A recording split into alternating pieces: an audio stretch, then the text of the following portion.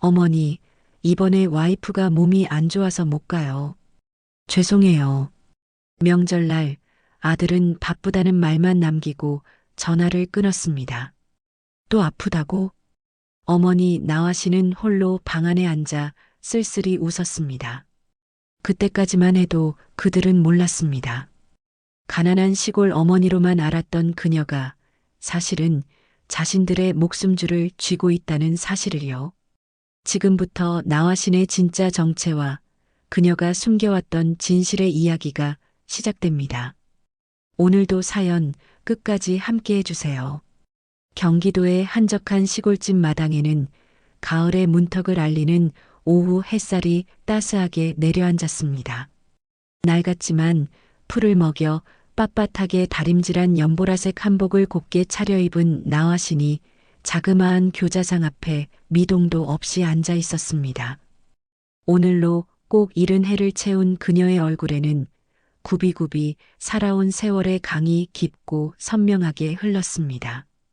하지만 그 눈빛만은 형형하게 살아 가을 하늘처럼 맑고 깊었습니다.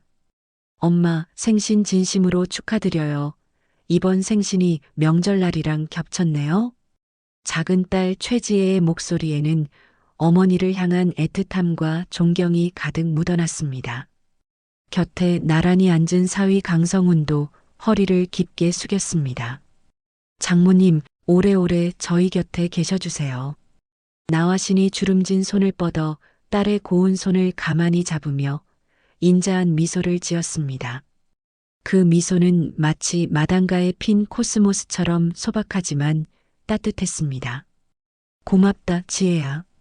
너희 부부만 있으면 세상 부러울 게 없지. 최지혜가 정성을 다해 차린 소박한 생신상 위에는 직접 무친 삼색나물과 구수한 된장찌개, 그리고 밤새 푹 고아 끓여낸 미역국이 정갈하게 놓여 있었습니다. 화려하진 않지만 하나하나에 딸의 진심이 담겨 있었습니다. 엄마, 근데 오빠는요? 어제 전화 왔는데 서진이가 아파서 못 온다더라. 나화신이 씁쓸하게 말하던 바로 그 순간이었습니다. 고요한 시골 마을의 정적을 깨고 멀리서부터 요란하고 거친 엔진 소리가 시끄럽게 들려왔습니다. 잠시 후 번쩍이는 검은색 외제차 한 대가 흙먼지를 구름처럼 일으키며 마당 앞에 급정거하듯 멈춰 섰습니다. 운전석 문이 열리고 머리부터 발끝까지 값비싼 명품 정장으로 치장한 아들 최정혁이 위풍당당한 걸음으로 성큼성큼 걸어왔습니다. 그의 뒤를 이어 조수석에서 내린 며느리 박서진은 눈부시게 화려한 원피스에 최신 유행하는 명품 가방을 팔에 걸친 채 마치 패션쇼 무대에선 모델처럼 도도하게 등장했습니다. 어머니, 오는데 차가 좀 막혀서요. 늦어서 죄송합니다. 정혁이 자리에 앉으며 건성으로 인사를 건넸습니다. 그의 목소리에서는 진심 어린 죄송함보다는 의무감에 가까운 감정이 느껴졌습니다. 아니, 정혁아 서진이 아파서 못 온다더니? 에휴, 그래도 오긴 와야죠. 어머니 칠순인데. 성의 없이 대답하는 정혁 옆에 서 있던 서진은 시어머니 나화신을 향해 눈인사만 까딱하며 입꼬리만 살짝 올렸습니다. 어머님, 생신 축하드려요. 그래도 얼굴을 비춰야 할 것 같아서 왔어요.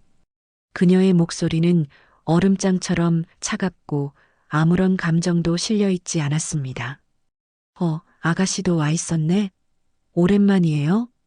서진은 지혜에게도 설렁설렁 인사를 건넨 뒤 명품 핸드백을 열어 빳빳한 흰 봉투 하나를 꺼내 상 위에 툭 하고 던지듯 내려놓았습니다. 어머님, 이거 받으세요. 요즘 저희도 사정이 영 좋지 않아서요. 정혁 씨가 사업을 너무 무리하게 확장하는 바람에 자금 회전이 꽉 막혔거든요. 봉투 안에는 5만 원권 지폐 한 장이 덩그러니 들어 있었습니다. 그 모습에 지혜의 얼굴이 하얗게 질리며 서진을 바라보았습니다. 언니, 그래도 이건 좀.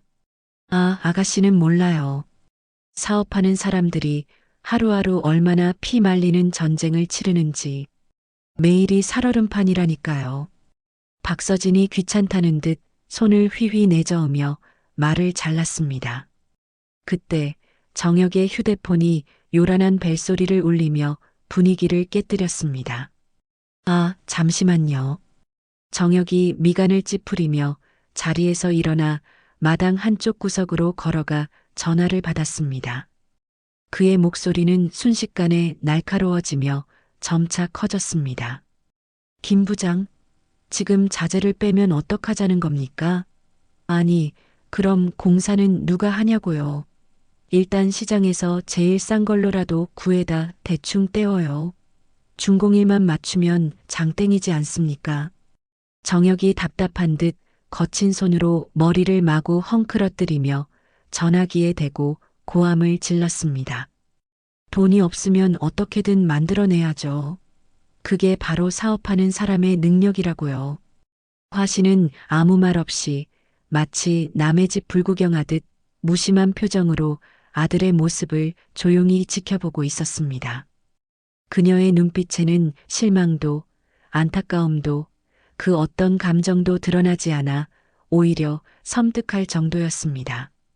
정혁이 전화를 끊고 돌아와 멋쩍게 머리를 극적이며 자리에 앉았습니다. 어머니, 죄송합니다. 회사에 급한 일이 터져서. 괜찮다. 사업하는 게 쉬운 일이겠니? 화신이 모든 것을 체념한 듯 담담하게 대답했습니다. 서진이 손목에 다이아몬드 시계를 쳐다보며 호들갑스럽게 자리에서 일어났습니다. 어머님, 저희는 이만 가봐야겠어요. 오늘 저녁에 아주 중요한 비즈니스 약속이 잡혀 있거든요. 그리고 제가 몸도 좀 계속 안 좋네요. 벌써 가시게요, 언니? 지혜가 믿을 수 없다는 듯이 물었습니다. 응, 미안해요.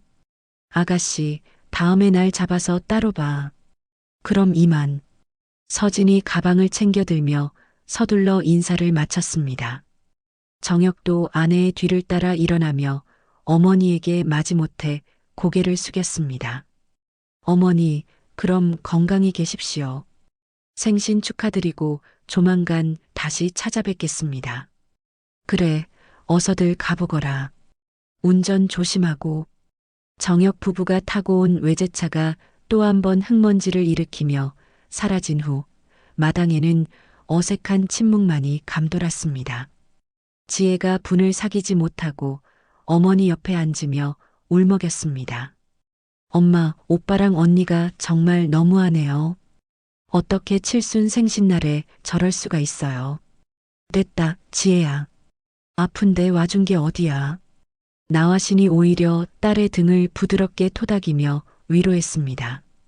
그날 밤 텅 빈 방에 홀로 앉은 나화신이 낡은 휴대폰을 꺼내 들었습니다.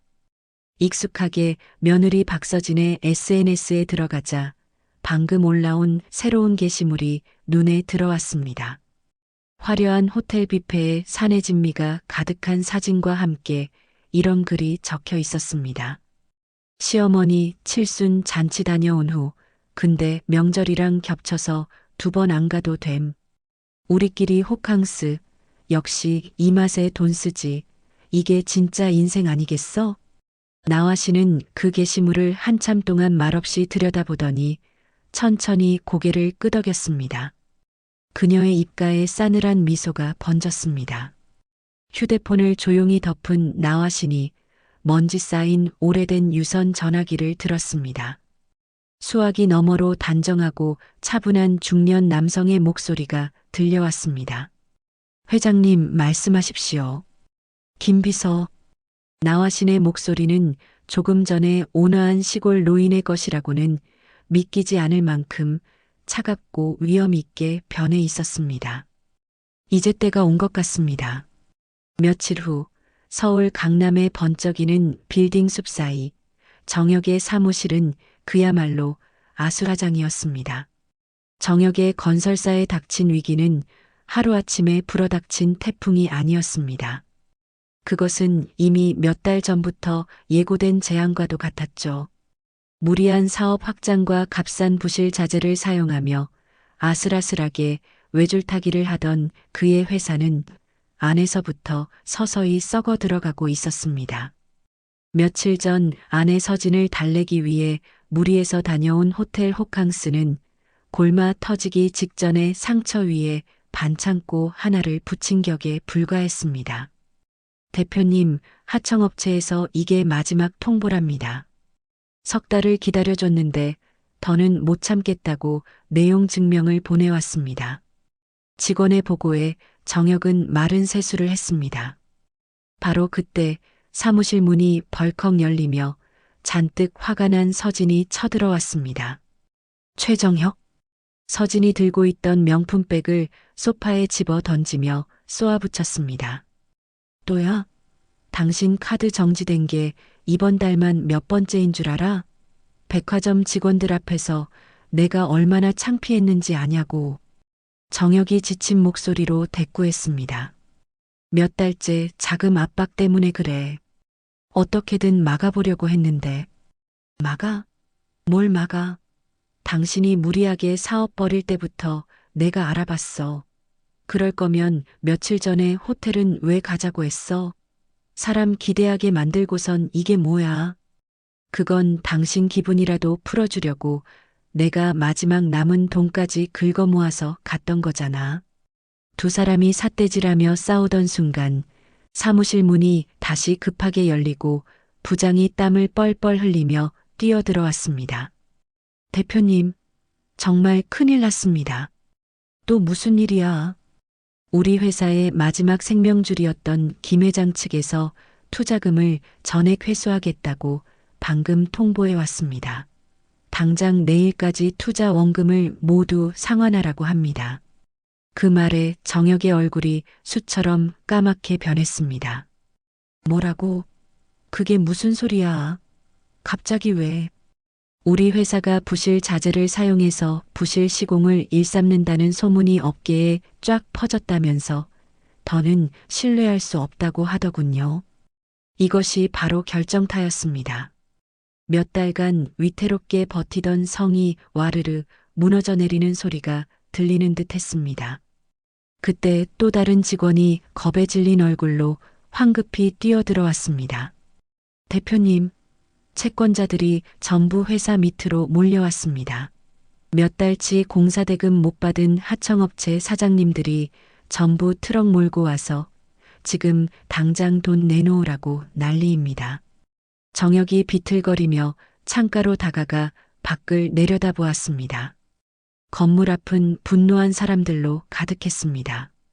부도덕한 건설사 대표 최정혁은 공사대금을 지급하라. 붉은 글씨가 그의 심장을 찔렀습니다. 아, 진짜 미쳐버리겠네. 정혁이 머리를 감싸쥐며 주저앉았습니다. 옆에 있던 서진의 얼굴도 하얗게 질렸습니다. 뭐라고요? 회사가 정말로 망하는 거예요? 모두가 절망에 빠져 있던 그때 정혁의 휴대폰이 운명처럼 울렸습니다. 모르는 번호였습니다. 최정혁 대표님이십니까? 네, 맞습니다만. 저는 호텔 아르테미스 비서실의 김 비서라고 합니다. 저희 회장님께서 대표님을 뵙고 싶어 하십니다. 정혁이 자신의 귀를 의심했습니다. 호텔 아르테미스라고요? 거기 회장님이 왜 저를? 오늘 오후 3시에 저희 호텔 스카이라운지로 오실 수 있으신지요? 아, 그리고 회장님께서 사모님도 함께 뵙기를 원하십니다. 아내까지요? 도대체 무슨 일로? 자세한 내용은 직접 뵙고 말씀 나누시는 것이 좋을 것 같습니다. 아마 거절하기 어려운 제안이 될 거라고만 말씀드리겠습니다. 알겠습니다. 가겠습니다. 전화를 끄는 정혁의 눈에 꺼져가던 불씨가 되살아났습니다. 호텔 아르테미스 혹시 투자라도 해주고 싶으신 건가? 어쩌면 이게 마지막 기회일지도 몰라. 옆에 있던 서진의 눈도 반짝 빛났습니다. 호텔 아르테미스 회장님이 어머 여보, 이건 하늘이 주신 동아줄이야. 당장 집에 가서 제일 비싼 옷으로 갈아입고 와. 나도 준비해야겠어. 오후 3시 정혁 부부는 국내 최고층을 자랑하는 호텔 아르테미스 앞에 서 있었습니다. 로비에 들어서자 눈이 부실 정도로 화려한 샹들리에가 그들을 압도했죠. 서진은 연신 감탄사를 내뱉었고 정혁은 잔뜩 주눅이 든 채 마른 침을 삼켰습니다. 회장 전용 엘리베이터를 타고 최고층으로 올라가는 동안 서진은 신이 나서 물었습니다. 여보, 그 회장님은 어떤 분이실까? 우리한테 왜 보자고 하셨을까? 진짜 우리 회사에 투자하려는 거 아니야? 자기 생각이 맞았으면 좋겠다. 정혁은 대답할 정신도 없었습니다. 엘리베이터 문이 열리고 웅장한 회장실 문이 열렸습니다. 정혁과 서진이 방 안으로 들어서는 순간 두 사람은 그 자리에 얼어붙고 말았습니다. 거대한 통유리창을 등지고 서울 시내를 내려다보는 책상 뒤에 어머니 나화신이 앉아 있었습니다. 몸에 완벽하게 맞는 우아한 실크 정장을 입고 전문가의 손길이 닿은 듯한 완벽한 화장을 한 그녀는 완전히 다른 사람이었습니다. 어머니? 정혁이 귀신이라도 본 사람처럼 떨리는 목소리로 말했습니다. 서진은 어이없다는 듯 코웃음을 치며 나화신을 위아래로 훑어보았습니다. 어머님? 어머님이 여긴 어쩐 일이세요? 세상에, 설마 이런 데서 청소 일이라도 하시는 거예요? 남보기 창피하게. 나화신은 서진의 모욕적인 말에는 눈길조차 주지 않았습니다. 그녀는 오직 아들 정혁을 향해 차갑고 냉정한 시선을 던지며 입을 열었습니다. 앉아라. 그 위험에 눌려 두 사람은 홀린 듯 의자에 주저앉았습니다. 나화신이 책상 위에 있던 서류철 하나를 정혁에게 툭 밀어주었습니다. 내 회사 재무상태표다. 몇 달 전부터 이미 망해가고 있었더구나. 정혁이 떨리는 손으로 서류를 집어들었습니다. 회사의 모든 치부가 담긴 대외비 문서였습니다. 이걸 어떻게, 어머니, 이게 도대체 어떻게 된 일이에요? 평생 시골에서 밭이나 매시던 분이 왜 여기에 계신 거냐고요. 평생 가난하고 힘없는 늙은 어미인 줄로만 알았겠지. 하지만 내가 보고 있는 이 모든 게 다 내 것이다. 나화신의 말에 서진의 입이 떡 벌어졌습니다. 뭐라고요? 나화신은 여전히 아들에게서 눈을 떼지 않았습니다. 내가 내 썩어 빠진 회사를 살려주마. 그 말에 정혁의 눈이 번뜩였습니다. 대신 조건이 있다. 지금부터 너의 가치를 나한테 증명해 보여야 할 것이다. 나화신의 마지막 선언에 정혁은 그 자리에 얼어붙었습니다. 평생을 속았다는 끔찍한 배신감과 지옥의 문턱에서 회사를 살릴 수 있다는 신락 같은 희망이 그의 온몸을 휘감았습니다. 나화신의 회장실을 나온 정혁과 서진은 말없이 전용 엘리베이터에 올랐습니다. 정혁은 여전히 넋이 나간 사람처럼 초점 없는 눈으로 허공만 바라보고 있었습니다. 평생을 믿어온 가난한 어머니라는 존재와 자신의 인생 전체가 송두리째 부정당한 충격에 헤어나오지 못하는 모습이었죠. 반면 서진의 얼굴에는 처음의 경악과 혼란이 서서히 걷히고 그 자리에 기묘한 흥분과 탐욕이 스멀스멀 피어오르고 있었습니다. 땡 하는 소리와 함께 엘리베이터가 1층 로비에 도착하고 문이 열리자마자 서진이 정혁의 팔을 거칠게 잡아 끌었습니다. 여보. 그녀의 목소리는 흥분으로 가늘게 떨리고 있었습니다. 이게 다 진짜야? 어머님이, 아니, 회장님이 이 어마어마한 호텔의 주인이었다고? 세상에, 진짜 대박이야. 인생 역전이라고. 서진은 거의 환호성을 지를 뻔한 것을 겨우 참았습니다. 하지만 정혁은 여전히 멍한 목소리로 중얼거렸습니다. 속았어. 우린 평생을 속았던 거야. 어떻게, 어머니가 어떻게 우리한테 이럴 수가 있어. 그 모습에 서진이 답답하다는 듯 정혁의 등을 세게 내리쳤습니다. 정신 똑바로 차려, 최정혁. 지금 배신감 타령이나 하고 있을 때야? 가난한 시어머니가 아니라 수천억 자산가 회장님이라고. 당신 회사 망하기 직전인 우리에게 이건 하늘이 내려준 동아줄이야. 서진이 주변을 휙휙 살피며 목소리를 낮춰 속삭였습니다. 당신, 어머니, 아니, 회장님 말씀 못 들었어? 자격심사를 통과해야 상속을 해주신댔잖아. 그 말은 지혜 아가씨한테도 똑같이 기회가 간다는 소리야. 그녀의 눈이 탐욕으로 번뜩였습니다. 평생 엄마 옆에 딱 붙어서 착한 딸 코스프레 하던 게 다 저런 속셈이 있었던 거라고. 분명 우리 목까지 다 빼앗으려고 수작을 부릴 게 뻔해. 그러니까 당신 지금부터 정신 바짝 차려야 돼. 어떻게 해서든 우리가 아가씨보다 훨씬 더 많이 받아내야 한다고.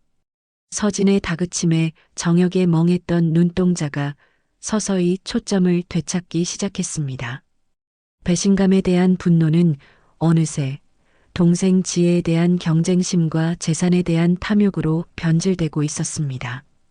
같은 시각 아들 부부가 허둥지둥 회장실을 떠나간 후 거대한 공간에는 나와신 홀로 남았습니다. 마치 시간이 멈춘 듯 무거운 침묵이 흘렀고 그녀의 굳게 닫힌 입술만이 방금 전의 폭풍을 증명하고 있었습니다. 그녀가 책상 서랍을 열어 모서리가 달아빠진 낡은 흑백 사진 한 장을 조심스럽게 꺼내 들었습니다. 사진 속에는 젊은 시절의 그녀와 지금은 세상에 없는 남편이 환하게 웃고 있었습니다. 그 사진을 가만히 쓰다듬는 그녀의 기억은 아득한 수십 년 전의 강을 거슬러 올라갔습니다. 시간은 수십 년 전 서울의 한 대학병원 중환자실이었습니다.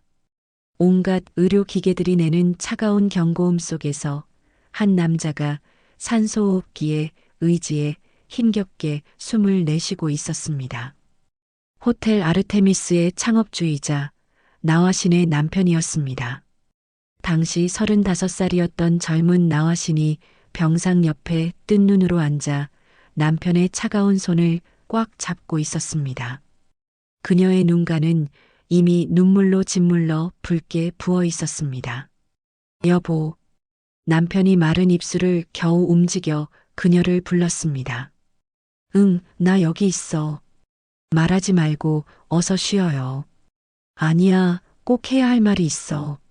남편이 간신히 몸을 일으키려 하자 나화신이 그의 어깨를 부드럽게 누르며 말렸습니다. 괜찮아. 그냥 누워서 말해도 돼요. 우리 아이들 정혁이하고 지혜. 남편의 목소리는 갈라져 거의 들리지 않을 만큼 작았습니다. 아이들은 내가 목숨 걸고 잘 키울 테니까 아무 걱정 말아요. 그게 아니야. 여보, 돈이라는 건 정말 무서운 괴물이야. 남편이 마지막 힘을 짜내듯 나화신의 손을 더 세게 잡았습니다. 나도 처음엔 몰랐어. 사업이 커지고 돈이 산더미처럼 쌓이니까 주변 사람들이 모두 변하더라고. 피를 나눈 형제도 목숨을 나눈 친구도. 대체 무슨 말을 하려는 거예요? 우리 아이들만큼은 절대로 돈의 노예로 만들면 안 돼. 돈을 지배하고 다스릴 줄 아는 주인이 되어야 한다고. 남편이 멍하니 천장을 바라보며 말했습니다. 정혁이는 아직 어려서 뭘 모르겠지만 그 아이 눈에는 벌써부터 돈에 대한 욕심이 보여. 친구의 비싼 장난감을 부러워하고 더 크고 좋은 집에 살았으면 좋겠다고 조르고. 아직 어린아이니까 그럴 수 있죠. 여보, 내 마지막 부탁이 있어. 남편이 힘겹게 고개를 돌려 나화신을 똑바로 바라보았습니다. 우리 아이들이 진정한 어른으로 성장할 때까지 우리에게 많은 재산이 있다는 사실을 철저히 숨겨줘. 네. 뭐라고요? 나화신이 깜짝 놀라며 반문했습니다. 가난하게 키워달라는 말이 아니야. 그저 평범하게 이 많은 돈의 존재를 모르게 해달라는 말이지. 아니, 그게 어떻게. 돈이 없어도 행복할 수 있고 사람을 돈이 아닌 진심으로 대할 줄 아는 아이들로 키워줘. 남편의 눈에서 뜨거운 눈물이 흘러내렸습니다. 그래야만 나중에 이 모든 것을 물려받았을 때 돈에 휘둘리지 않는 진짜 리더가 될 수 있을 테니까. 여보, 특히 정혁이가 걱정돼. 저 아이는 성정이 불과 같아서 욕심이라는 기름을 부어주면 자기 자신은 물론 주변까지 모두 태워버릴 수 있어. 남편이 나화신의 손등에 희미하게 입을 맞추었습니다. 당신에게 너무나 힘든 십자가를 지게 하는 거 알아. 하지만 이 세상에서 이 일을 해낼 수 있는 사람은 당신밖에 없어. 알았어요. 당신 뜻대로 할게요. 내가 꼭 약속할게. 나화신이 흐르는 눈물을 닦으며 단호하게 고개를 끄덕였습니다. 그제야 남편이 안심한 듯 희미한 미소를 지었습니다. 고마워, 여보. 당신이 내 아내라서 정말 다행이야. 그 말을 끝으로 남편은 다시는 눈을 뜨지 못했습니다. 그로부터 일주일 후 장례를 모두 마친 나화 씨는 곧장 변호사 사무실을 찾았습니다. 남편의 모든 재산을 신탁으로 돌리고 싶습니다. 신탁으로요?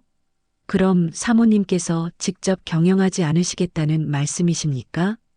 네. 실질적인 모든 결정권은 제가 갖되 법적인 소유와 운영은 신탁회사 명의로 처리해 주십시오. 변호사가 서류를 정리하며 물었습니다. 그럼 호텔의 공식적인 대표는 누가 맡게 됩니까? 제 비서인 김 비서가 맡을 겁니다. 그 사람이 표면적인 운영을 담당하고 저는 그림자 뒤에서 결정만 내릴 겁니다. 그러시면 앞으로 어떻게 지내실 생각이세요? 경기도에 내려가 작은 식당을 하나 열 생각입니다. 아이들 앞에서는 식당 일로 겨우 살아가는 걸로 할 겁니다. 변호사가 믿을 수 없다는 표정을 지었습니다. 사모님, 정말이십니까? 500억이 넘는 재산을 가지고 계신 분께서 제 남편과의 마지막 약속입니다. 나화신의 목소리는 강철처럼 단단했습니다.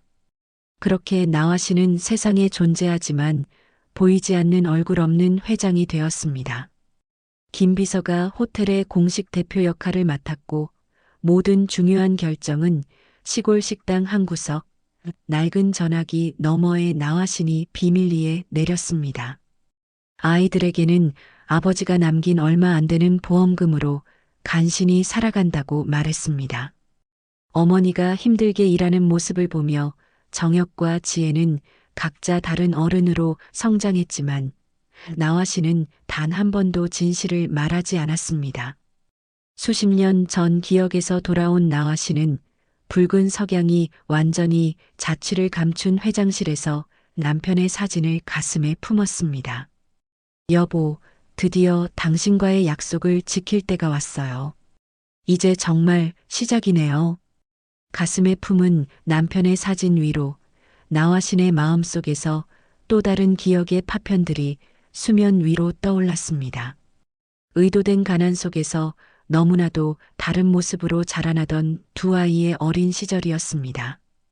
기억의 시계는 1990년대 경기도의 어느 작은 시골 마을로 거슬러 올라갔습니다. 화신 식당이라는 소박한 간판을 단 허름한 식당 안 나화신이 고무장갑을 낀 채 허리를 두드리며 산더미 같은 그릇들을 닦고 있었습니다.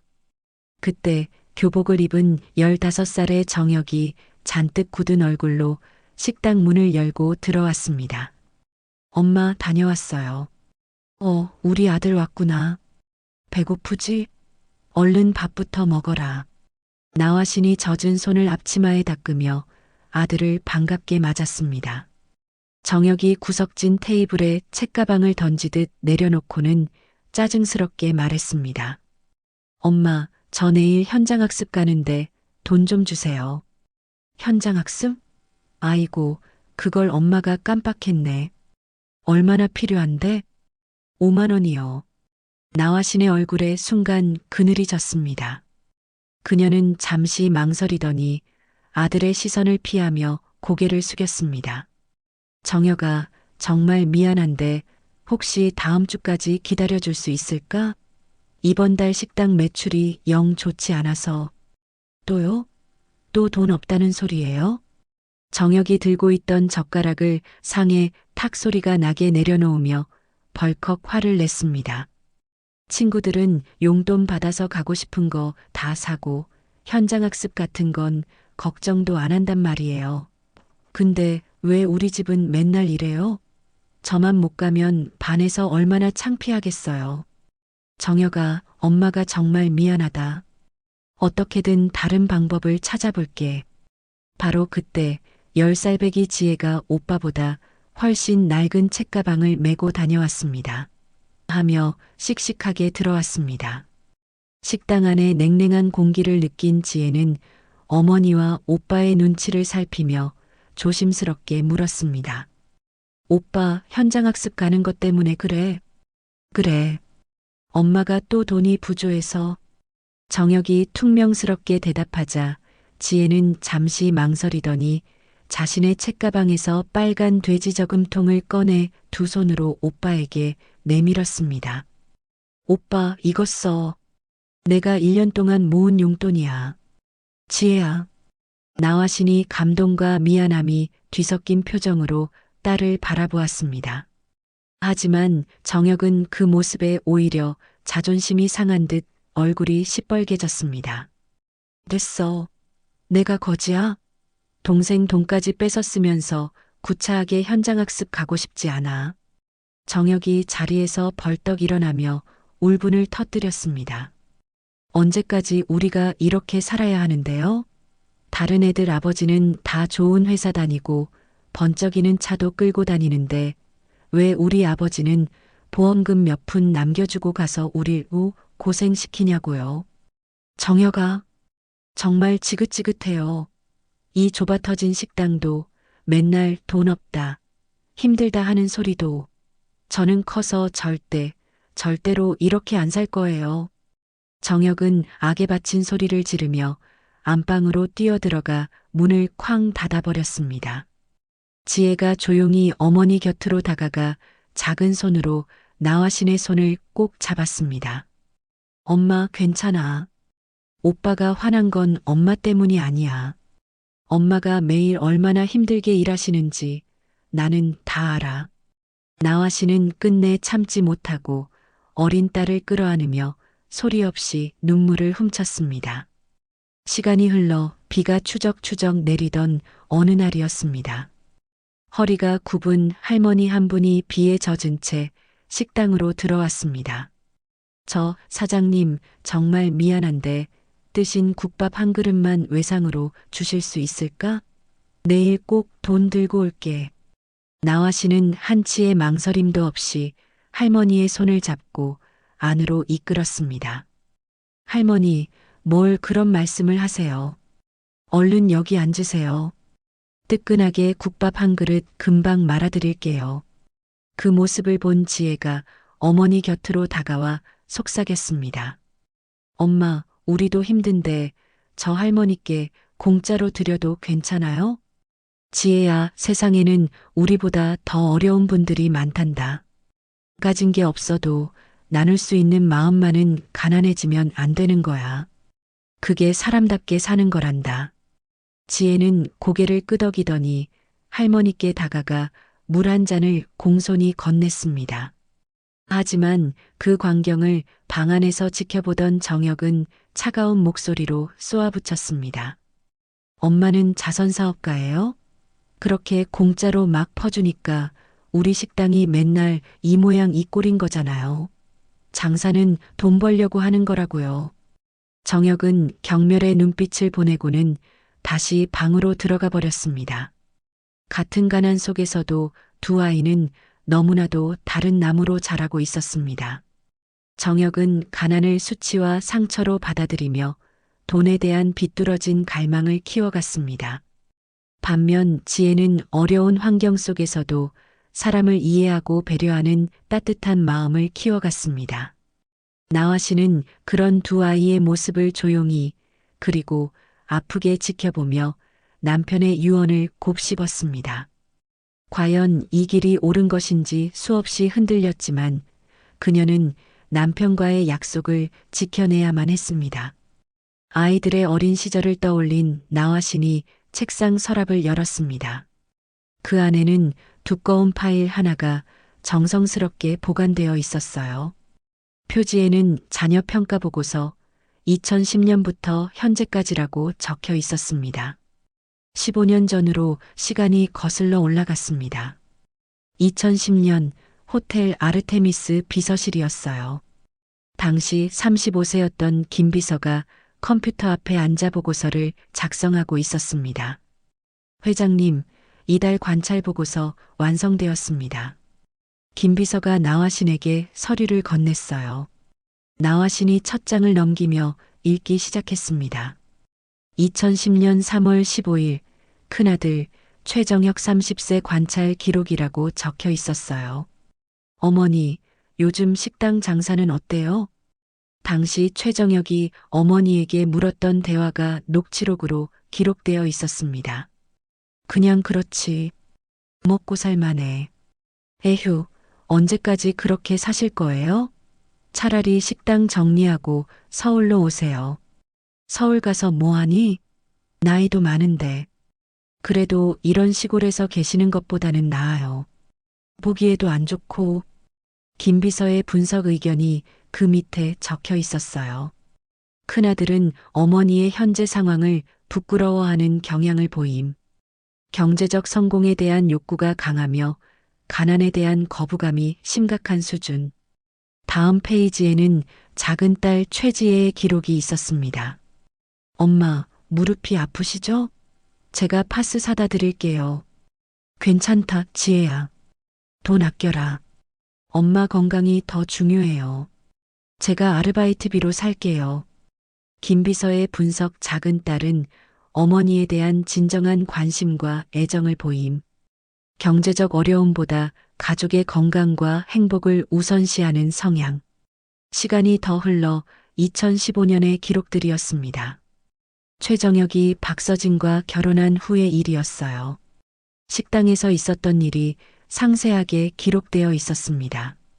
어머님, 저희가 집들이 하는데 못 오시는 거죠? 박서진이 시어머니에게 말했던 내용이었어요. 왜 못 가니?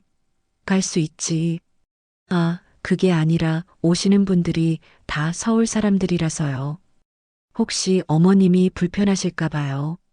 무슨 말이니? 옷도 그렇고 아시잖아요. 서울 사람들은 좀 까다로워서. 김 비서의 분석 며느리 박서진은 시어머니를 노골적으로 무시하며 체면을 중시함. 물질적 가치만을 추구하는 전형적인 속물 성향. 그 반대편 페이지에는 강성훈의 기록이 있었어요. 장모님, 제가 차로 모시러 갈까요? 지혜 생일인데 꼭 오셔야죠. 아니다, 성훈아. 바쁠 텐데. 무슨 바쁘다는 말씀이세요? 장모님이 제일 중요하죠. 김 비서의 분석 사위 강성훈은 시어머니를 진심으로 존경하고 챙김. 진정한 가족애를 보여주는 인물. 그리고 또 다른 기록에는 코로나 시기 일들이 적혀 있었어요. 최지혜가 어머니를 걱정하며 보낸 문자들이 스크린샷으로 첨부되어 있었습니다. 엄마, 혹시 마스크 부족하면 제가 보내드릴게요. 요즘 구하기 어렵다던데. 엄마, 식당 손님 많이 줄었죠? 걱정 마세요. 제가 용돈 보내드릴게요. 김 비서의 분석 작은 딸은 어려운 상황에서도 어머니를 우선으로 생각함. 자신의 어려움보다 가족의 안위를 먼저 챙기는 성품. 같은 시기 박서진의 SNS 게시물들도 첨부되어 있었어요. 명절인데 시댁 가기 귀찮아. 코로나 걸렸다고 뻥쳤다. 정혁 씨랑 해외여행이나 가야지. 가난한 시어머니 때문에 스트레스. 언제까지 일해야 하나. 김 비서의 분석 며느리의 본성이 완전히 드러남. 시어머니에 대한 기본적 예의조차 지키지 않으며 이를 SNS에 공개적으로 조롱하는 수준. 나화신이 보고서를 덮으며 깊은 한숨을 쉬었습니다. 그녀는 창밖을 바라보며 중얼거렸습니다. 이제 정말 마지막 테스트만 남았구나. 두꺼운 보고서가 증명하는 것은 아이들의 적나라한 본성이었습니다. 어머니로서의 시간은 어제로 끝났습니다. 이제는 호텔 아르테미스의 미래를 결정해야 하는 냉정한 회장의 시간만이 남았을 뿐이었죠. 남편의 유언과 그동안의 기록을 증거로 나화 씨는 마침내 마지막 자격 심사에 막을 올렸습니다. 다음 날 아침 호텔 아르테미스 최고층 회장실에는 숨막히는 긴장감이 감돌았습니다. 소파에는 두 자녀 내외가 모두 모여 있었습니다. 정혁과 서진은 마치 왕자를 눈앞에 둔 장수처럼 비장하면서도 탐욕스러운 표정으로 앉아 있었고, 영문도 모른 채 불려온 지혜와 성우는 어리둥절한 얼굴로 서로의 눈치만 살피고 있었습니다. 이제부터 각자에게 완수해야 할 구체적인 임무를 주겠다. 옥좌에 앉은 여왕처럼 나화신이 차갑게 입을 열었습니다. 김 비서가 두 개의 두툼한 서류 뭉치를 테이블 위에 내려놓았습니다. 정혁아, 너는 오늘부로 호텔 아르테미스 남양주 지점의 총괄 지배인으로 발령한다. 네, 남양주 지점 말입니까? 정혁이 놀라 자리에서 벌떡 일어날 뻔했습니다. 그렇다. 내게 주어진 시간은 3개월. 3개월 안에 현재 매달 3억씩 손실을 보고 있는 남양주 지점을 흑자로 전환시켜야 한다. 김 비서가 첫 번째 서류를 정혁에게 건넸습니다. 서류를 받아든 정혁의 얼굴이 순식간에 굳어졌습니다.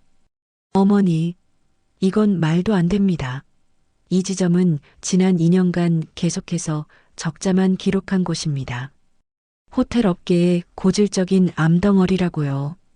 그러니 내 능력으로 해결해야 하는 과제야. 하지만 이건 불가능한 미션입니다. 저더러 망하라는 말씀이세요? 정혁이 거의 울부짖듯 말하자 옆에 앉아있던 서진이 날카로운 하이힐로 남편의 정강이를 툭 치며 속삭였습니다. 여보, 정신 차려. 일단 맞는다고 해. 이게 바로 기회야. 서진의 눈은 호텔 지배인이라는 감투에 대한 욕심으로 이글거렸습니다. 알겠습니다. 한번 해보겠습니다. 정혁이 마지못해 고개를 끄덕였습니다. 나화신이 이번에는 작은 딸을 바라보며 말했습니다.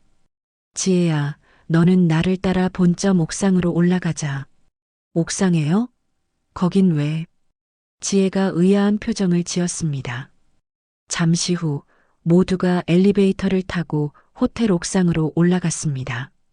육중한 철문이 열리자 서울 시내가 한눈에 내려다 보이는 넓은 공간이 나타났습니다. 하지만 그곳은 오랫동안 사람의 발길이 끊겨 완전히 방치된 폐허나 다름없었습니다. 갈라진 콘크리트 바닥에는 잡초가 무성했고 구석구석에는 담배꽁초와 쓰레기들이 나뒹굴었습니다. 여기가 앞으로 내가 일할 공간이다. 나화신이 삭막한 공간을 가리키며 말했습니다. 이곳을 호텔 손님들이 편안하게 쉴 수 있는 아름다운 정원으로 만들어 보렴. 그 말에 서진이 참지 못하고 푹하고 코웃음을 쳤습니다. 정원이요? 날씨도 추워지고 곧 겨울인데. 그리고 이런 쓰레기장을요? 어머님도 참 농담이 짓궂으시네요. 네, 엄마. 한번 해보겠습니다. 하지만 지혜는 한치의 망설임도 없이 맑게 웃으며 대답했습니다. 남편 성훈도 아내의 옆에 바싹 붙어 서서 고개를 끄덕였습니다. 장모님, 염려 마십시오. 저도 지혜를 성심껏 돕겠습니다. 서진이 그런 두 사람을 경멸하듯 쳐다보며 남편에게 속삭였습니다. 여보, 봤지? 우리는 수백억짜리 호텔 지점을 책임지는 총괄 지배인이고 저것들은 고작 옥상에서 흙 파는 정원사야. 게임은 처음부터 끝난 거라고. 정혁도 우쭐한 표정을 지으며 헛기침을 했습니다. 지혜야, 뭐 하다가 힘들면 언제든지 오빠한테 말해. 내가 이제 지배인이니까 인부라도 몇 명 붙여줄 수는 있으니. 고마워, 오빠. 지혜가 순수하게 웃으며 대답했습니다. 나화신이 마지막으로 선언했습니다. 결과는 정확히 3개월 후에 보겠다. 각자 최선을 다하길 바란다. 그날 오후 남양주 지점으로 향하는 최고급 세단 안에서 서진이 신이 나서 외쳤습니다. 여보, 드디어 우리 세상이 왔어. 이까짓 적자 3개월만 어떻게든 막으면 이 호텔 전체가 우리 거라고. 그런데 정말 흑자 전환이 가능할까? 매달 3억인데. 정혁이 걱정스럽게 물었습니다. 가능하고 말고. 당장 쓸데없는 직원들부터 싹 다 잘라버리고 식당 메뉴도 제일 싼 재료로 바꾸면 돼. 그리고 여보, 서진이 눈을 반짝이며 말했습니다. 우리가 이제 여기 왕이랑 왕비잖아. 당장 이번 주말에 친구들 싹 불러서 지배인 취임 파티부터 하자. 같은 시각 지혜는 삭막한 옥상에 남아 황폐한 공간을 천천히 둘러보고 있었습니다. 남편 성훈이 그녀의 곁으로 다가왔습니다. 지혜야, 막막하지는 않아? 아니요, 오히려 가슴이 뛰어요. 지혜가 환하게 웃으며 말했습니다. 여기 전망 좀 봐요. 서울이 전부 우리 발 아래 있는 것 같아요. 그래서 이 멋진 곳을 어떻게 정원으로 만들 생각이야? 일단 사람들이 왜 호텔 옥상에 오고 싶어 할지 그 마음부터 생각해 봐야겠어요. 이제 곧 겨울이 오니까 겨울에도 유리 온실 속에서 사계절 꽃들을 즐길 수 있고 복잡한 도시 생활에 지친 사람들의 마음을 어루만져주는 그런 공간을 만들고 싶어요. 성훈이 감탄하며 아내를 바라보았습니다. 역시 당신은 생각이 깊어. 두 사람이 손을 꼭 잡고 미소를 지을 때 멀리서 호텔 직원 몇몇이 그 모습을 지켜보고 있었습니다. 저분들이 회장님 지혜 씨 내외래.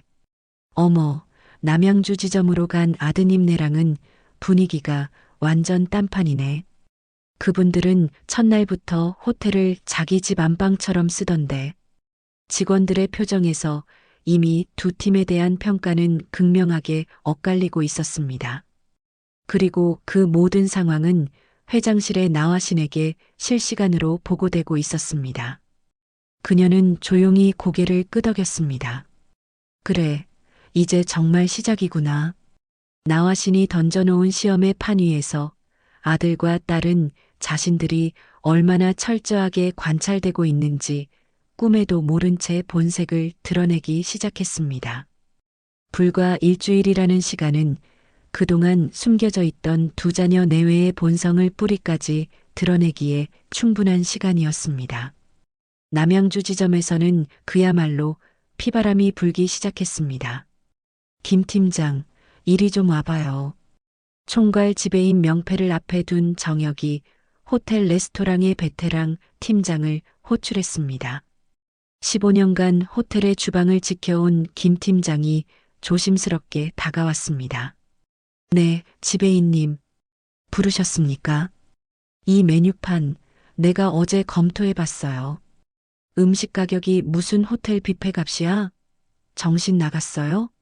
하지만 지배인님, 저희 호텔은 최고급 식자재를 사용하는 프리미엄 브랜드를 지향해 왔습니다. 그래서 프리미엄? 손님도 없어서 파리만 날리는데 무슨 놈의 프리미엄? 정혁이 테이블을 손바닥으로 내리치며 목소리를 높였습니다. 오늘부로 모든 식자재, 전량 냉동식품으로 교체해요. 원가를 지금의 50% 밑으로 떨어뜨려야 한다고요. 네. 냉동식품이라니요. 지배인님, 그렇게 하시면 음식의 품질보다 중요한 게 이익이야. 요즘 손님들이 뭘 그렇게 잘 안다고.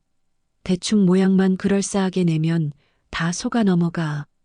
김 팀장의 얼굴이 모욕감으로 굳어졌습니다. 지배인님, 그렇게 하시면 지난 15년간 쌓아온 호텔의 명성과 이미지에 돌이킬 수 없는 타격이, 이미지는 무슨, 당장 적자부터 틀어막는 게 급선무라고요. 내 말 못 알아들었어요? 그 시각 호텔 로비에서는 며느리 서진의 요란한 통화 소리가 울려 퍼지고 있었습니다. 민정아, 당연히 와야지. 오늘 저녁에 우리 호텔에서 내가 크게 한턱 쏠게. 지배인 취임 기념 파티. 수화기 너머로 친구의 부러워하는 목소리가 들려왔습니다. 언니 진짜? 와, 호텔 총괄 지배인 사모님 되니까 스케일이 다르다. 그럼 이제 이 호텔이 우리 거나 마찬가지인데 이 정도는 껌이지. 주변을 오가던 직원들이 노골적으로 불쾌한 표정을 지으며 서로에게 속삭였습니다. 세상에 저분이 지배인 사모님이래. 온 지 며칠 됐다고 벌써 저러시네. 쉿, 조용히 해. 듣기라도 하면 어쩌려고. 그날 저녁 서진은 자신의 친구 10여 명을 호텔로 불러들였습니다. 가장 비싼 VIP 룸을 당연하다는 듯 무료로 차지하고 광란의 파티를 벌였습니다. 와, 서진아. 룸서비스로 시킨 음식이랑 술 좀 봐. 완전 럭셔리하다. 언니네 남편 회사 망하는 줄 알았더니 진짜 인생 역전이야. 친구들의 아부에 서진의 어깨가 하늘 높은 줄 모르고 으쓱거렸습니다. 이 정도는 별거 아니야. 이제 이런 게 내 일상이라니까. 그녀가 손가락을 까딱하며 젊은 웨이터를 불렀습니다. 어이, 거기. 샴페인 다 떨어졌잖아. 안 보여? 가서 제일 비싼 걸로 몇 병 더 가져와. 죄송합니다. 이 자리는 개인적인 파티이시기 때문에 추가 줄이는 비용을 지불하셔야. 뭐라고? 지금 나한테 돈 내라는 거야? 내가 누군지 몰라. 이 호텔 지배인 부인이라고. 서진이 눈을 부라리며 소리치자 웨이터는 겁에 질려 고개를 숙였습니다. 아, 네, 알겠습니다. 죄송합니다. 다음 날 정혁은 모든 직원을 회의실로 소집했습니다. 지금부터 우리 지점의 고질적인 적자 구조를 개선하기 위한 구조조정을 시작하겠습니다. 우선 인건비 절약을 위해 전 직원의 30%를 감축하겠습니다. 회의실 안이 찬물을 끼얹은 듯 술렁거렸습니다. 지배인님, 갑자기 그렇게 많은 인원을 줄이시면 남은 인력으로는 정상적인 업무에 큰 차질이 생깁니다. 차질. 남은 사람들이 2배, 3배 더 열심히 일하면 되는 거 아닌가요? 능력 없으면 나가야지. 한 직원이 떨리는 목소리로 용기를 내어 말했습니다. 저희는 지난 15년간 이 호텔에 청춘을 바쳐 일해왔습니다. 그런데 하루아침에 이런 식으로. 15년? 그래서 뭐 어쩌라고요? 15년 동안 적자만 만들어 놓고 이제 와서 훈장이라도 달라는 겁니까? 정혁이 비웃으며 말했습니다. 내일까지 자진해서 사퇴서 제출할 분들은 조용히 제출하세요. 그렇지 않으면 제가 직접 정리하고 명단을 발표하겠습니다. 같은 시각 본점 옥상에서는 전혀 다른 풍경이 펼쳐지고 있었습니다. 지혜는 호텔의 청소 담당 직원, 경비 직원들과 함께 바닥에 주저앉아 정원 계획을 의논하고 있었습니다. 제 생각에는 이쪽에 벤치를 몇 개 놓으면 어르신 손님들이 참 좋아하실 것 같아요. 평생 꾸준히 일만 해온 청소부 아주머니가 조심스럽게 의견을 냈습니다. 어머님, 정말 좋은 생각이에요. 봄에는 햇볕 쬐면서 앉아서 쉬실 수 있겠네요. 지혜가 환하게 웃으며 대답했습니다. 그런데 제가 뭐라고 제 의견이 반영돼도 괜찮을까요? 무슨 말씀이세요? 가장 손님들 마음을 잘 아시는 분이잖아요. 언제든 좋은 생각 나시면 알려주세요. 부탁드려요. 그때 40년간 호텔을 지켜온 경비 아저씨가 다가와 뭉클한 표정으로 말했습니다. 제가 이 호텔에서 40년을 일했지만 이렇게까지 진심으로 저희를 대우해 주시는 분은 처음 뵙습니다. 보통은 업무적인 지시만 하실 분인데 이렇게 마음을 열고 다가와 주시니 몸둘 바를 모르겠습니다. 지혜가 수줍게 웃으며 대답했습니다. 아버님, 무슨 말씀을요? 우리 모두 이 호텔을 위해 함께 일하는 소중한 동료잖아요. 그 말에 직원들의 눈시울이 붉어졌습니다. 그날 밤 남양주 지점에서는 정혁과 서진의 축배가 울려 퍼졌습니다. 여보, 내가 오늘 하루에만 얼마나 절약했는지 알아? 직원들 30% 해고하고 식자재비 확 줄이니까 계산해보니 한 달에 최소 1억은 아낄 수 있겠어. 정말? 어머, 자기 정말 대단하다. 정혁이 의기양양하게 말했습니다. 맞지? 우리가 마음먹으니까 3개월은 무슨 한 달만 해도 흑자 전환시키겠네. 그럼 이제 이 호텔은 우리 거네. 상속자는 우리로 정해진 거나 다름없지? 당연하지. 지혜는 고작 옥상에서 흙이나 파고 있는데 우리 상대가 되겠어? 두 사람은 서로의 손뼉을 마주치며 승리를 예감했습니다. 하지만 그들은 몰랐습니다. 그들의 모든 대화와 행동이 호텔 곳곳에 설치된 CCTV와 도청 장치를 통해 김 비서에게 실시간으로 보고되고 있다는 사실을 말입니다.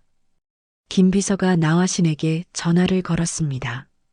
회장님, 모든 것이 예상하신 대로 흘러가고 있습니다. 그래요? 장남 내외는 단기적인 이익에 눈이 멀어 직원들을 짐짝처럼 내치고 호텔의 근간을 흔들고 있습니다. 반면 작은 지혜 씨은 나화신이 그의 말을 막았습니다. 일단 계속 지켜봅시다. 그녀의 목소리는 모든 것을 알고 있다는 듯 차분했습니다. 아직 시작에 불과하니까. 시작은 오만함으로 가득 찬 질주였습니다.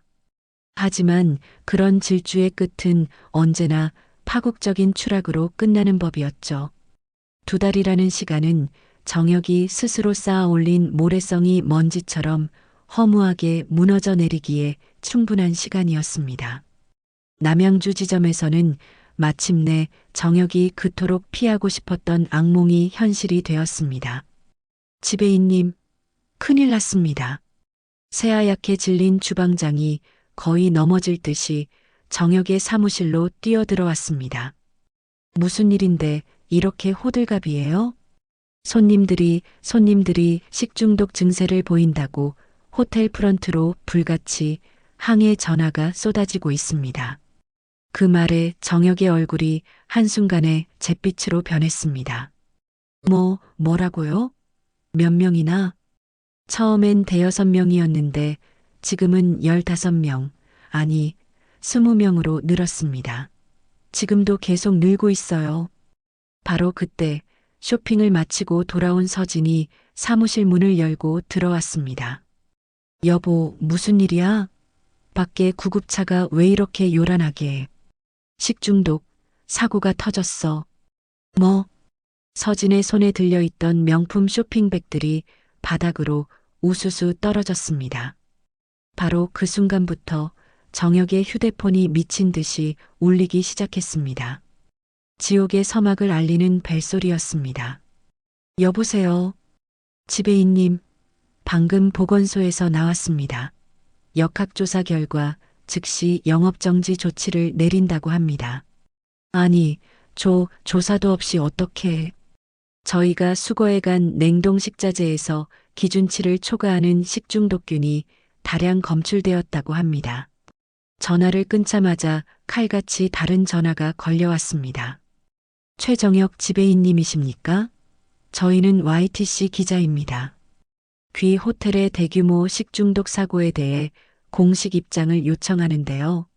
아닙니다. 끊어요. 정혁이 전화를 끊었지만 1초도 안 되어 또 다른 언론사에서 전화가 걸려왔습니다. 여보, 어떡해. 이게 만약 뉴스에라도 나오면. 서진이 공포에 질려 입술을 파들파들 떨었습니다. 그녀의 말이 끝나기 무섭게 사무실 벽에 걸린 대형 TV에서 뉴스 속보가 터져 나왔습니다. 속보입니다. 오늘 오후 경기도 남양주시에 위치한 호텔 아르테미스 지점에서 대규모 식중독 사고가 발생했습니다. 현재까지 30명이 넘는 투숙객이 병원으로 이송되었으며, 으악, 젠장, 이게 다 뭐야? 정혁이 테이블 위에 있던 리모컨을 집어들어 TV 화면에 3개 집어던졌습니다. 다음 날 상황은 걷잡을 수 없이 악화되었습니다. 정혁이 내쫓았던 해고 직원 중 한 명이 언론의 모든 것을 폭로하는 내부 고발을 한 것이었습니다. 아침 뉴스에서는 전 직원의 충격적인 증언을 대서특필했습니다. 모자이크 처리된 직원이 화면에 나와 떨리는 목소리로 말했습니다. 새로운 최정혁 지배인이 직접 지시했습니다. 비싼 식자재는 다 치우고 가장 값싼 냉동식품으로 바꾸라고 했습니다. 손님들이 뭘 아느냐, 이익이 우선이라고 말하는 것을 제 두 귀로 똑똑히 들었습니다. 앵커의 목소리가 이어졌습니다. 또한 지배인의 아내 박서진 씨가 개인적인 파티를 위해 호텔 VIP룸을 무상으로 사용하고 직원들에게 폭언을 일삼았다는 증언도 빗발치고 있는데 저 배신자 새끼들, 우리가 월급 주며 먹여 살려줬더니 감히 우리 등에 칼을 꽂아? 서진이 TV를 끄며 악을 썼습니다. 그때 정혁의 휴대폰이 다시 울렸습니다. 화면에 뜬 이름은 김비서였습니다. 지배인님, 회장님께서 즉시 본사로 들어오라고 하십니다. 사모님과 함께 말입니다. 네, 지금 바로 출발하겠습니다. 전화를 끊자 서진이 남편에게 달려들었습니다. 여보, 이제 우린 어떡해? 이러면 후계자는 완전히 물 건너간 거잖아. 끝장이라고. 2시간 후 호텔 아르테미스 본점에 도착한 부부는 또 한 번 경악했습니다. 로비는 두 사람을 기다리던 수십 명의 기자들로 인산인해를 이루고 있었습니다. 최정혁 지배인님, 식중독 사고에 대해 책임지실 겁니까? 피해자들에게 사과 한 말씀 부탁드립니다. 박서진 씨, 호텔을 사적으로 유용했다는 의혹이 사실인가요? 정혁 부부는 기자들에게 떠밀려 옷이 뜯기면서도 겨우 비명을 지르며 엘리베이터로 뛰어들었습니다. 회장실 문이 열리자 나화신이 얼음보다 차가운 눈으로 그들을 내려다보고 있었습니다. 테이블 위에는 온갖 신문들이 펼쳐져 있었습니다. 호텔 아르테미스, 신뢰도 하루아침에 추락, 오너 아들의 부실 경영, 예견된 참사, 지배인 부인의 갑질 논란까지 총체적 난국. 모든 신문의 일면이 남양주 지점의 추악한 스캔들로 도배되어 있었습니다. 회장실 문이 열리자 나화씨는 옥자에 앉은 분노한 신처럼 그들을 내려다보고 있었습니다. 그녀는 손에 들고 있던 신문 뭉치를 정혁의 발밑에 3개 집어 던졌습니다. 일면에 대서특필된 자신들의 추악한 얼굴과 마주한 정혁과 서진의 안색이 파랗게 질렸습니다. 내 놈이 저지른 짓을 내 두 눈으로 똑똑히 봐라. 나화신의 목소리는 용암처럼 뜨거운 분노를 얼음장 밑에 감춘 듯 낮고 서늘하게 울렸습니다. 어머니, 이건. 정혁이 변명을 시작하려는 순간 나화신이 자리에서 일어나 그에게 다가갔습니다.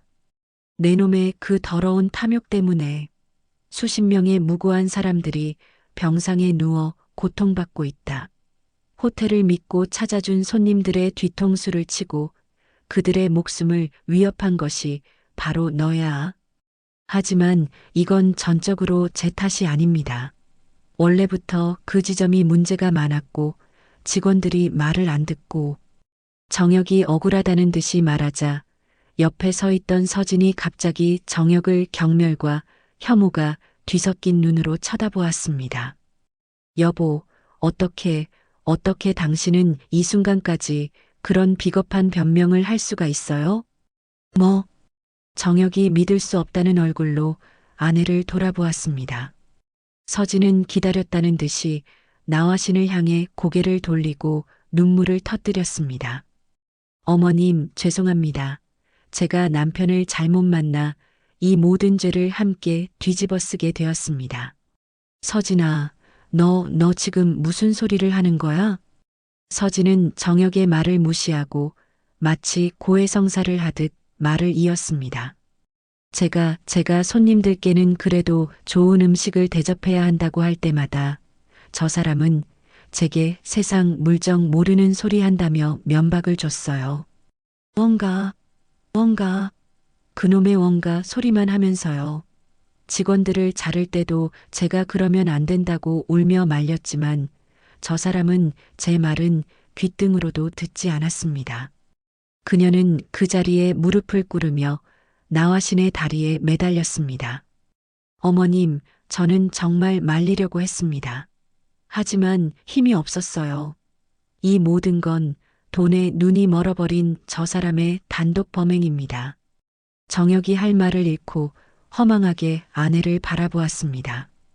야, 박서진, 어떻게 내가 같이 계획한 거잖아. 정혁의 애원에도 서진은 더욱 가증스러운 눈물을 흘리며 그를 손가락으로 가리켰습니다. 닥쳐요.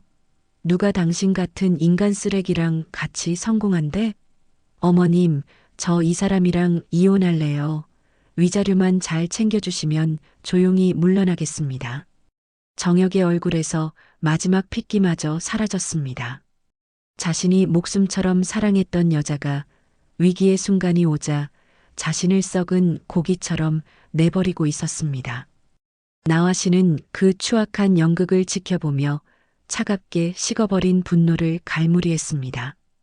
그녀가 손짓하자 김 비서가 두 사람을 끌어내듯 회장실 밖으로 데리고 나갔습니다. 잠시 후 회장실에는 나화신과 김 비서만 남았습니다. 회장님, 식중독 피해자분들에 대한 조치는 모두 완료되었습니다. 김 비서가 고개를 숙이며 보고했습니다. 사건 발생 직후 본사 법무팀과 위기 대응팀을 즉시 남양주 지점으로 급파했습니다. 피해자분들께는 저희 그룹 차원에서 최고의 의료 지원을 약속드렸고 모든 치료비와 별도의 피해 보상금을 100% 선지급 처리했습니다. 나화신이 주먹을 꽉 쥐며 말했습니다. 내 아들이 저지른 끔찍한 죄를 결국 아무 상관없는 손님들이 뒤집었었구나. 피해자분들께는 조금의 부족함도 없도록 계속 신경 써주게. 돈이 얼마가 들어도 좋으니 그분들이 완치될 때까지 우리 호텔이 끝까지 책임져야 하네. 명심하겠습니다. 나화신이 창밖을 보며 말했습니다. 나는 그 아이에게 호텔을 망가뜨릴 기회를 주었을 뿐 사람을 해치라고 하지는 않았다. 이건 온전히 그 아이의 선택이고 그 아이가 평생 져야 할 죗값이야. 그녀의 목소리에는 이제 분노가 아닌 차가운 결단만이 남아 있었습니다. 그래, 이제 정말 끝이 보이는군. 탐욕으로 쌓아 올린 남양주 지점이 배신과 파멸의 지옥으로 변해가던 바로 그 시각, 서울의 호텔 아르테미스 본점에서는 진심으로 가꾼 작은 씨앗이 기적의 꽃을 피워내고 있었습니다. 2달이라는 시간은 황폐했던 옥상을 서울에서 가장 아름다운 하늘 아래 쉼터로 바꾸어 놓았습니다. 최지혜가 정성껏 가꾼 스카이 가든에는 형형색색의 사계절 꽃들이 만발해 저마다의 향기를 뽐내고 있었습니다. 작은 연못 중앙에서는 투명한 분수가 햇살을 받아 보석처럼 반짝이며 잔잔하게 물을 뿜어냈습니다. 곳곳에 놓인 아늑한 원목 벤치에는 세계 각국에서 온 호텔 투숙객들과 잠시 휴식을 취하러 올라온 호텔 직원들이 편안하게 앉아 담소를 나누고 있었습니다. 지혜 씨, 정말 대단해요. 정원 한쪽에 임시로 마련된 음료바에서 일하던 카페 직원 김소영이 감탄하며 말했습니다. 에이, 무슨 소리예요. 소영 씨를 비롯해서 우리 모두가 함께 땀 흘려 만든 거잖아요. 지혜가 화분에 흙을 보충하다 말고 손을 털며 겸손하게 웃었습니다. 그녀의 작업복은 흙투성이가 되어 있었지만 그 어떤 명품 드레스보다도 아름답게 빛났습니다. 남편 성훈이 물뿌리개를 들고 와서 흐뭇하게 말했습니다. 여보, 방금 투숙객 한 분이 이 정원 야경 사진을 SNS에 올렸는데 순식간에 조회수가 10만을 넘었대. 서울에 숨겨진 보석이라고 난리가 났어. 어머, 정말요?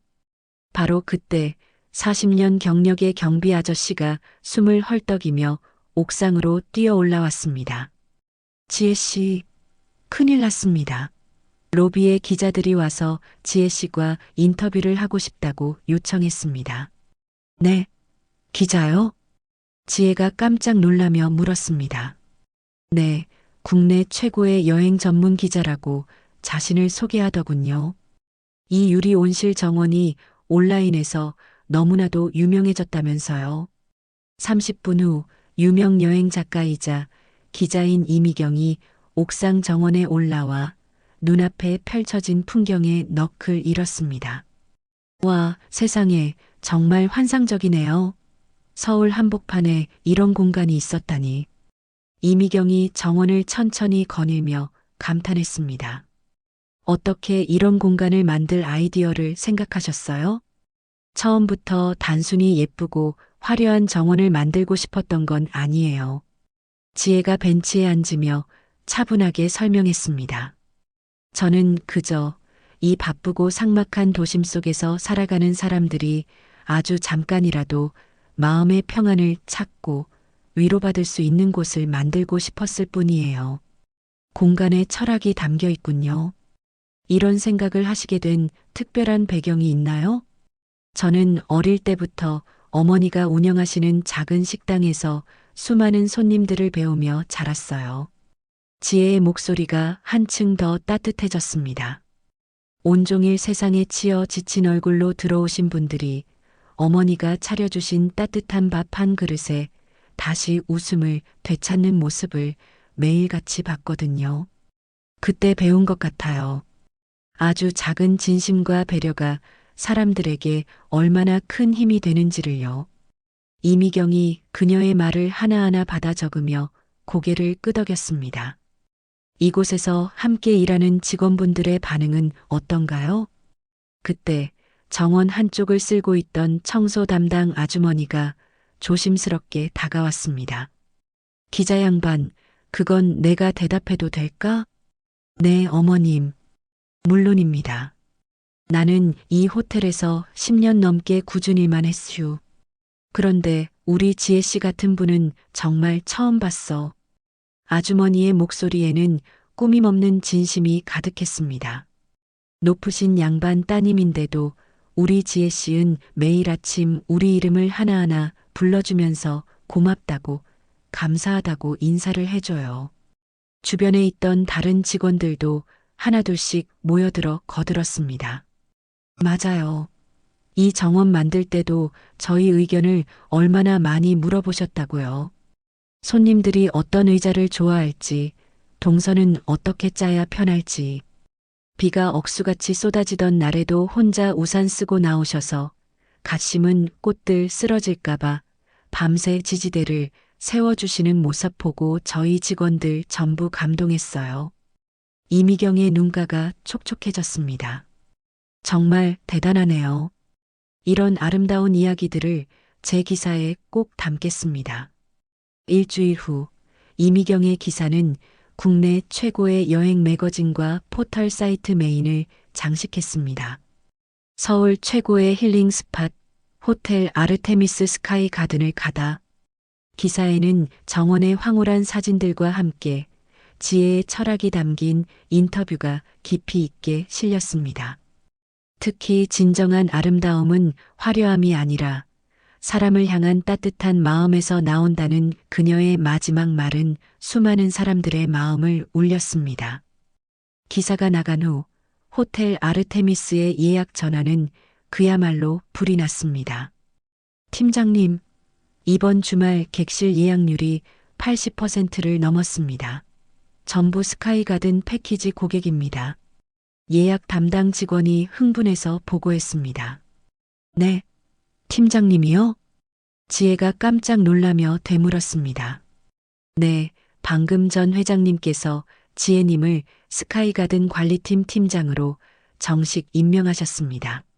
그리고 직원이 또 다른 서류를 건넸습니다. 스카이가든 내에 정식 카페를 오픈하는 것도 허가해 주셨습니다. 바로 그때 김 비서가 옥상으로 올라왔습니다. 지혜 팀장님 축하드립니다. 스카이가든의 성공 덕분에 호텔 전체 매출이 전월 대비 15%나 증가했습니다. 김 비서가 보기 드문 미소를 지으며 말했습니다. 그리고 눈에 보이는 매출보다 더 중요한 성과도 있습니다. 직원들의 만족도와 애사심이 창사 이래 최고치를 기록했습니다. 모두 지혜 팀장님 덕분이라고 하더군요. 그날 저녁 지혜와 성우는 아름다운 노을이 지는 정원에 나란히 앉아 있었습니다. 여보, 정말 신기하지 않아요? 아무도 거들떠보지 않던 이 작은 공간이 이렇게나 큰 변화를 만들었다는 게 당신의 진심이 있었기에 가능한 일이야. 다른 사람이었다면 절대 불가능했을 거야. 저는 그저 엄마가 평생 가르쳐 주신 대로 한 것뿐이에요. 진심으로 사람을 생각하면 반드시 기적이 일어난다고 하셨거든요. 지혜가 서울의 야경을 바라보며 조용히 말했습니다. 엄마가 이 모습을 보시면 자랑스러워 하실까요? 성훈이 아내의 손을 따뜻하게 잡아주었습니다. 당연하지. 세상에서 제일 자랑스러운 딸이라고 생각하실 거야. 두 사람이 모르는 사이 나화 씨는 자신의 회장실에서 모니터를 통해 이 모든 광경을 지켜보고 있었습니다. 그녀의 입가에 지난 40년간 단 한 번도 볼 수 없었던 진짜 어머니의 미소가 환하게 떠올랐습니다. 그래, 이제 정말 모든 것을 결정할 시간이 왔구나. 관찰의 시간은 끝나고 마침내 심판의 시간이 찾아왔습니다. 자격 심사가 시작된 지 정확히 3개월이 흐른 운명의 날, 호텔 아르테미스 최고층 회의실의 공기는 판사의 선고를 기다리는 법정처럼 차갑고 무겁게 가라앉아 있었습니다.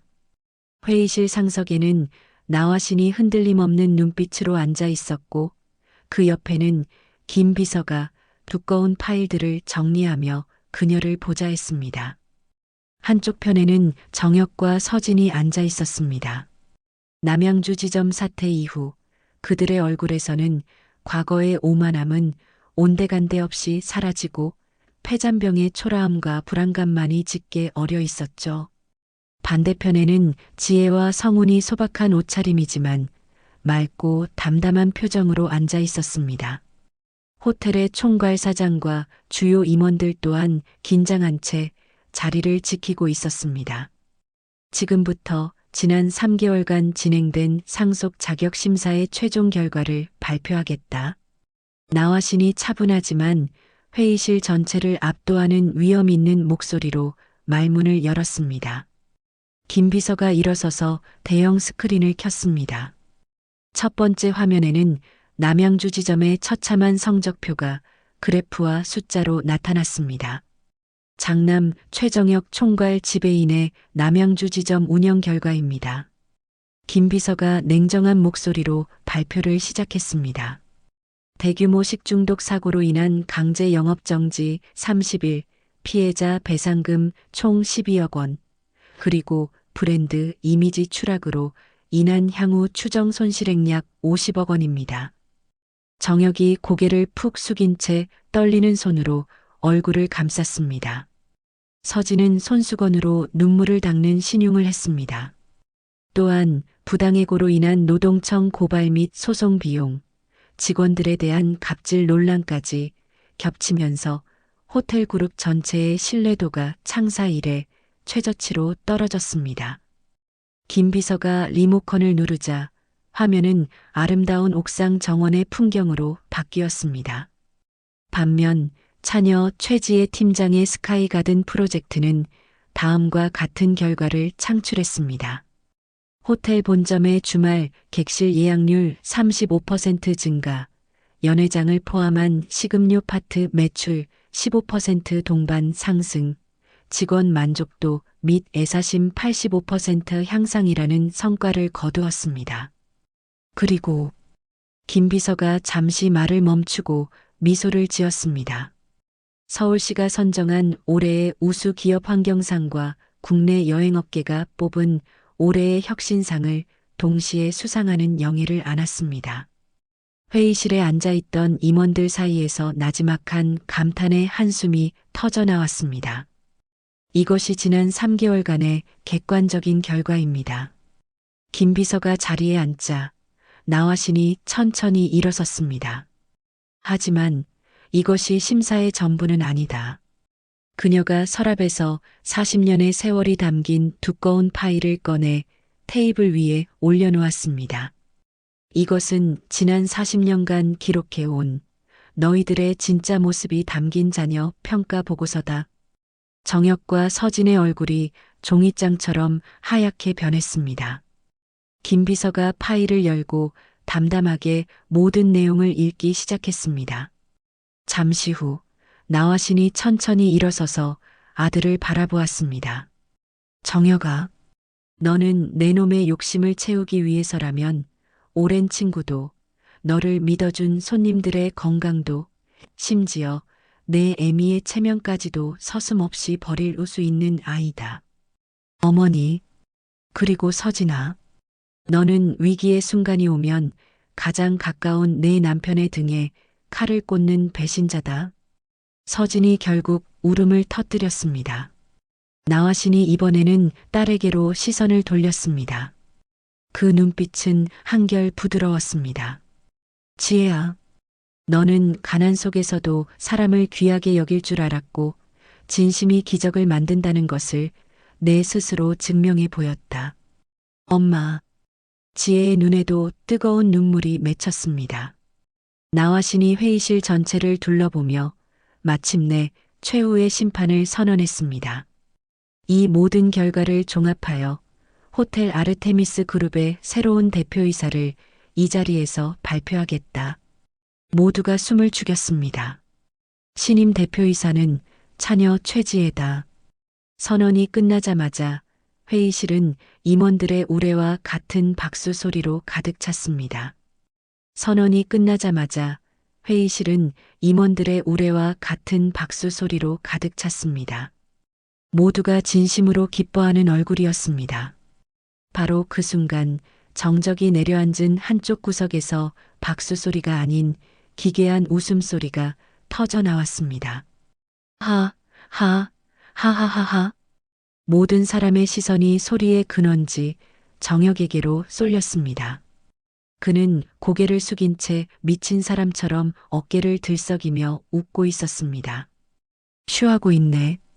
아주 감동적인 연극이야. 정혁이 천천히 고개를 들었습니다.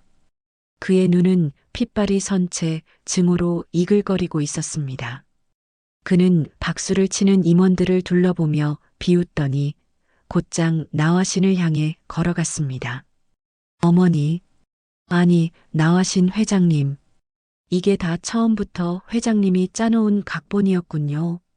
정혁아, 그동안이나 자식들을 완벽하게 속이고 저희를 시험대에 올려놓고 이리저리 굴리면서 즐거우셨습니까?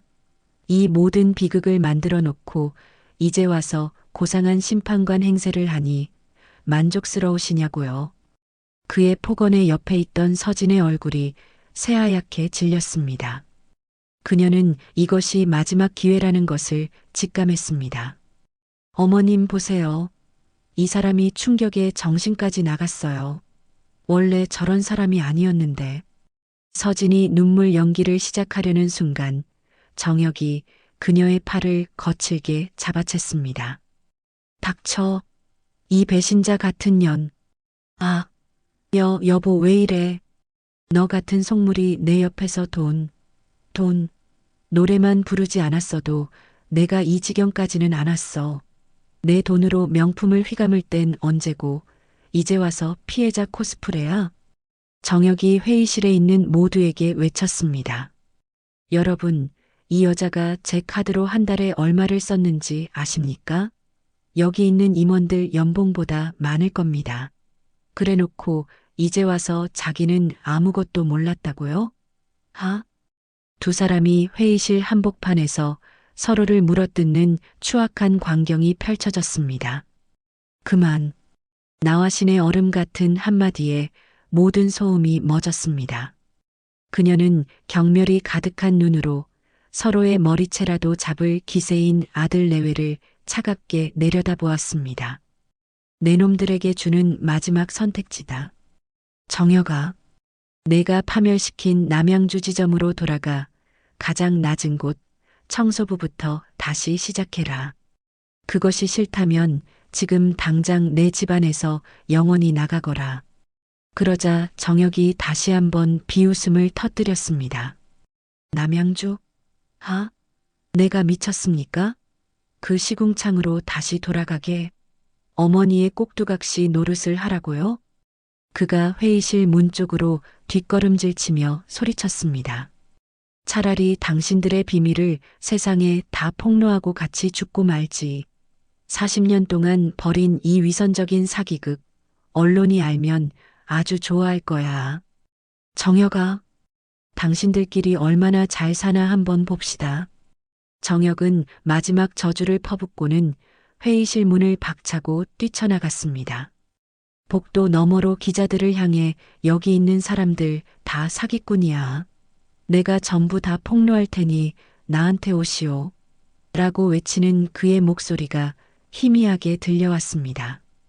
혼자 남겨진 서진은 모든 것을 잃은 사람처럼 그 자리에 주저앉아 멍하니 바닥만 바라볼 뿐이었습니다. 회의실에는 무거운 침묵이 흘렀습니다.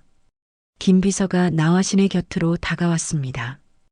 회장님, 막아야 하지 않겠습니까? 아니, 내버려두게. 나와신의 목소리는 이상할 만큼 평온했습니다. 이미 아무런 힘도 없는 자의 마지막 발악일 뿐이야. 세상은 진실이 아닌 결과만을 믿는 법이지. 그녀는 딸 지혜에게로 시선을 돌렸습니다. 그 눈빛에는 안타까움과 단호함이 섞여 있었습니다. 지혜야, 내 엄마. 썩은 가지는 잘라내야 새 가지가 하늘을 향해 튼튼하게 자라는 법이다. 가슴 아프지만 이것이 우리 그룹이 살 길이고 내가 앞으로 짊어져야 할 리더의 숙명이다. 지혜는 조용히 하지만 굳은 의지로 고개를 끄덕였습니다. 그날 저녁 지혜는 홀로 스카이 가든에 섰습니다. 소란스러웠던 하루가 지나고 정원에는 평화로운 정적이 감돌았습니다. 나와신이 조용히 딸의 곁으로 다가왔습니다. 아버지께서는 뭐라고 하셨을까요? 지혜가 나지막이 묻자 나와신이 서울의 야경을 내려다보며 말했습니다. 내가 그 아이의 목까지 2배로 잘해낼 거라고 믿는다 하셨을 게다. 두 모녀는 더 이상 아무 말도 하지 않았습니다. 멀리서 김 비서가 새로운 여왕과 선왕의 뒷모습을 조용히 지켜보고 있었습니다. 호텔 아르테미스의 간판이 서울의 밤하늘을 그 어느 때보다 밝게 비추고 있었습니다. 한 달 후 호텔 아르테미스는 새로운 대표의 지도 아래 빠르게 안정을 되찾았고 과거의 소라는 거짓말처럼 잦아들었습니다. 그날 저녁 나와신은 홀로 옥상 정원에 나와 서울의 야경을 내려다보고 있었습니다. 그때 김 비서가 그림자처럼 조용히 다가와 그녀의 뒤에 섰습니다. 회장님, 나와신은 돌아보지 않은 채 나지막이 물었습니다. 그래, 그 아이는 어떻게 되었나? 최정혁 군에 대한 보고입니다. 예상대로 몇몇 언론사에 접촉해 그룹에 대한 허위 사실을 유포하려 시도했으나 이미 신뢰를 모두 잃은 그의 말에 귀를 기울이는 곳은 아무도 없었습니다. 김 비서가 담담하게 보고를 이어갔습니다. 박서진 씨와는 이혼 서류를 제출한 직후 완전히 갈라섰으며 현재는 모든 연락을 끊고 잠적한 상태입니다. 더 이상 그룹에 해를 끼칠 만한 힘은 남아있지 않은 것으로 판단됩니다. 나와신은 아무 말 없이 고개만 작게 끄덕였습니다. 알았네. 이제 그 아이에 대한 보고는 더 이상 필요 없네. 명심하겠습니다. 김 비서가 허리를 깊이 숙여 마지막 인사를 하고 조용히 물러났습니다. 그날 저녁 지혜는 어머니가 계신 옥상 정원으로 향했습니다. 나화 씨는 서울의 야경을 홀로 내려다보고 있었습니다. 그 뒷모습은 홀가분해 보이면서도 동시에 깊은 쓸쓸함이 느껴졌습니다. 엄마, 왔구나. 오빠는 어떻게 됐나요? 지혜가 차마 꺼내기 힘든 질문을 했습니다. 나화 씨는 딸을 돌아보지 않은 채 도시의 불빛을 바라보며 말했습니다. 스스로 제 길을 걷어찼으니 이제부터는 스스로 새로운 길을 찾아야지. 그것이 그 아이에게 남은 마지막 과제겠지. 그녀의 목소리에는 미움이나 분노가 아닌 모든 것을 체념한 자의 깊은 슬픔이 묻어 있었습니다. 내가 그 아이를 미워하지 않았으면 좋겠구나. 네, 엄마. 그 아이는 그저 돈이라는 괴물에게 평생을 잡아먹힌 약하고 어리석은 영혼이었을 뿐이다. 나화신이 그제야 지혜를 돌아보며 그녀의 손을 잡았습니다. 내 아버지는 돈이 아니라 사람의 마음을 남기는 것이 진짜 상속이라 하셨다. 너는 이미 그 위대한 상속을 받은 게야. 두 모녀가 말없이 서로의 손을 잡고 서울의 밤을 내려다보았습니다. 아들의 실패와 딸의 성공, 파멸과 새로운 시작이 교차하는 복잡한 감정이 두 사람 사이를 흘렀습니다. 멀리서 김 비서가 새로운 대표와 어머니의 뒷모습을 조용히 지켜보고 있었습니다. 40년간 이어진 잔혹하고 길었던 상속 계획은 마침내 한 명의 아들을 내치고 진정한 후계자를 세우는 것으로 끝이 났습니다. 그것은 해피엔딩이라고 하기에는 너무나도 많은 상처를 남겼지만 썩은 가지를 잘라내야만 새 가지가 하늘을 향해 튼튼하게 자랄 수 있다는 냉정한 진리를 증명하는 밤이었습니다. 오늘 이야기 어떠셨나요? 혹시 끝까지 함께 해주신 분이 계시다면 잘 들었다고 댓글 하나만 남겨주세요. 여러분에게도 따뜻하고 빛나는 날들이 찾아올 거예요. 구독과 좋아요는 다음 이야기를 이어가는 큰 힘이 됩니다. 지금까지 오늘도 사연이었습니다. 더 깊고 따뜻한 이야기로 다시 찾아뵐게요. 편안한 하루 보내세요. 감사합니다.